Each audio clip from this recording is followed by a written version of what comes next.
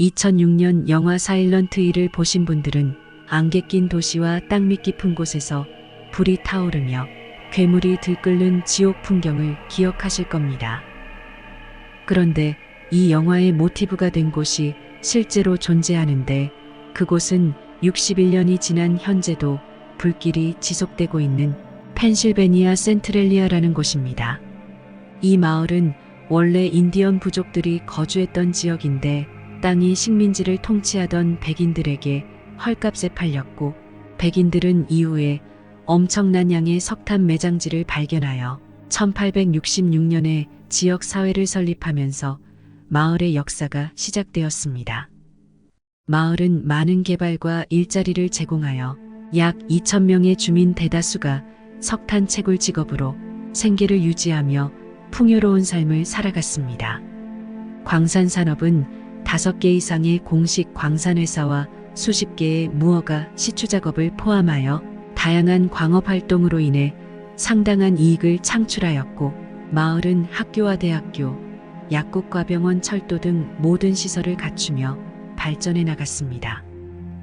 그러나 끔찍한 비극이 발생하고 말았는데 마을의 창립자인 알렉산더 레이가 마차를 타고 가다 지역 갱단들에게 살해되었습니다.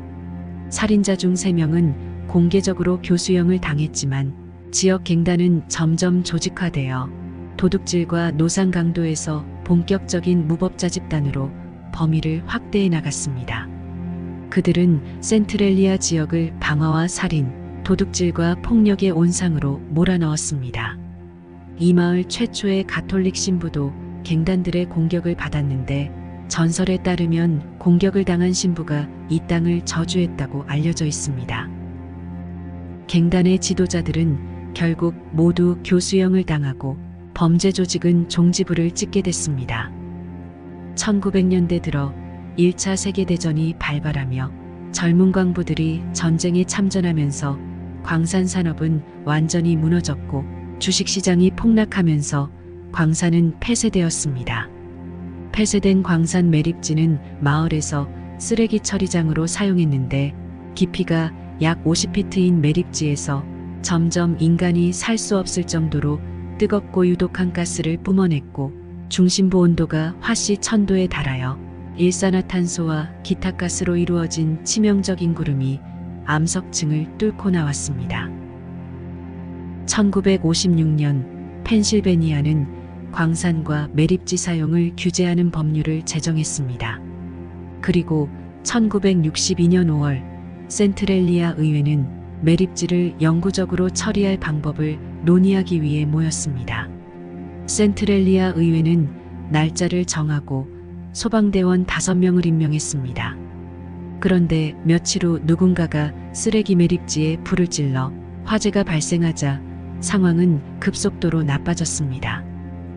불은 지하로 퍼져 풍부한 석탄 광맥으로 번지며 불길이 센트렐리아 전역의 틈새에서 솟아나오기 시작했고 석탄과 쓰레기가 불에 뒤덮이면서 소방서는 전혀 대응할 수 없었습니다. 마을 아래의 오래된 광산 미로에서 불길이 번져가며 타는 듯한 고음과 연기, 숨막히는 불기둥이 마을을 휩쓸기 시작했습니다. 하늘에서는 재가 떨어져 내렸고 센트렐리아 전역이 회색으로 뒤덮였습니다. 주변 지역의 광산 감독관들이 신속하게 투입되었고 그들의 평가는 매우 절망적이었습니다. 구덩이와 균열에서 새어나오는 가스는 고농도의 일산화탄소를 포함하고 있었고 불을 진압하려는 시도는 3번이나 실패했지만 결국엔 성공을 거둘 수 있었습니다. 화재는 최소 1마일의 면적을 덮을 정도로 심각했는데 다량의 일산화탄소 누출로 인해서 암과 폐질환으로 인한 사망과 심각한 일산화탄소 중독 증상으로 인한 환자들이 끊이지 않았습니다. 그러나 정부는 계속 침묵으로 일관했습니다. 마을의 저주는 1979년 또다시 발생했습니다. 주유소 주인이 연료량을 조절하기 위해 지하 탱크 중 하나에 계량봉을 집어넣었는데 뜨거운 열기가 느껴져 온도 측정을 해보니 놀랍게도 탱크 온도가 78도에 이르렀습니다. 지역 주민들은 큰 두려움을 느끼며 걱정하기 시작했고 공기 중에 숨을 쉬지 말라는 경고가 떠돌았습니다. 1981년 상황이 정점에 이르기 시작했는데 집마당에서 놀고 있던 12살 토드라는 소년의 발 아래에 갑자기 싱크홀이 나타나며 삼켜져 버렸습니다.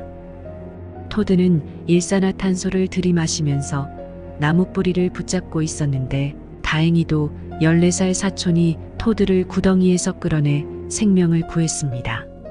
조사 결과에 따르면 구멍의 폭은 1.2m로 깊이는 45m를 초과하였으며 독성 가스와 강렬한 열기를 방출하고 있었습니다.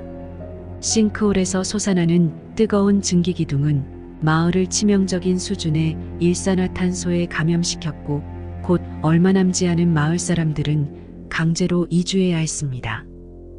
마을에 화재가 다시 재발한 이유에 대해선 1962년 화재 당시 제대로 진압되지 않았다는 게 유력한 설이었습니다.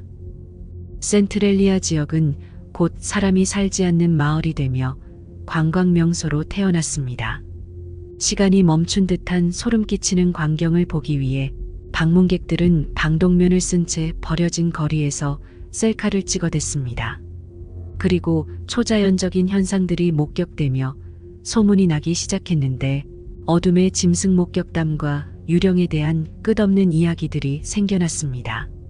그중 3가지 목격담에 관한 이야기를 하자면 98년 가을에 방문한 루스 에더스는 친구들과 방독면을 쓰고 마을을 구경하게 되었는데 광산 헬멧을 쓴 2사람이 묘지 뒤편의 커다란 구멍에서 걸어오다 연기 속으로 사라지는 걸 봤다고 강하게 주장했습니다. 스카 세일러는 친구 2명과 마을 탐험 중 오래된 묘지 부근에 있다가 연기 냄새를 맡고 주변을 둘러보았습니다. 묘지가 있는 언덕 쪽에서 연기가 뿜어져 나오는 구멍을 발견하고 가까이 다가갔을 때 어디선가 목소리가 들려왔습니다. 그 소리는 구멍 아래쪽에서 들려왔는데 아주 명확하게 이곳을 떠나라고 했다고 합니다. 일행은 너무 놀라서 주변을 둘러봤지만 사람이 전혀 없었고 점점 강해지는 연기와 유황 냄새 때문에 서둘러 차로 돌아가기로 했습니다. 스캇은 집에 돌아와 인터넷에서 알아낸 사실에 다시 한번 놀라게 되었는데 자신들이 있던 묘지 건너편이 최초의 화재가 시작된 곳이었다고 합니다. 짐과 그의 여자친구 라우리는 마을 인근의 빈집을 탐험하기로 했습니다. 3층 주택으로 올라가는 문이 열려 있었고 위층 계단을 올라갈 때 위에서 발소리가 들렸습니다. 깜짝 놀라서 누가 내려오는 게 아닌가 하고 멈춰선 채 기다렸지만 사람이 내려오지 않아서 다시 올라갔는데 집안에는 아무도 없었습니다. 짐과 라우리는 그곳에 유령이 존재한다 생각하여 서둘러 빠져나왔다고 합니다. 이러한 설명에는 타당성 여부를 파악하기 어려운 면이 있지만 유령을 믿는 사람들에게는 이 장소가 의심이 여지가 없는 정체불명한 심령활동이 일어나는 장소로 인식될 것입니다. 마을은 2002년 우편번호가 폐지되었고 현재 3명의 주민들이 정부가 지정해준 마을 외곽의 주택에서 거주하고 있으며 마을 내부엔 수많은 묘지들만 남아있다고 합니다. 센트렐리아 유령마을은 지금도 불길에서 증기가 솟아오르며 안개가 휩싸인 듯한 기이한 모습을 띠고 있는 가운데 전문가들은 이 불길이 앞으로 500년 이상 계속될 거라고 전했습니다.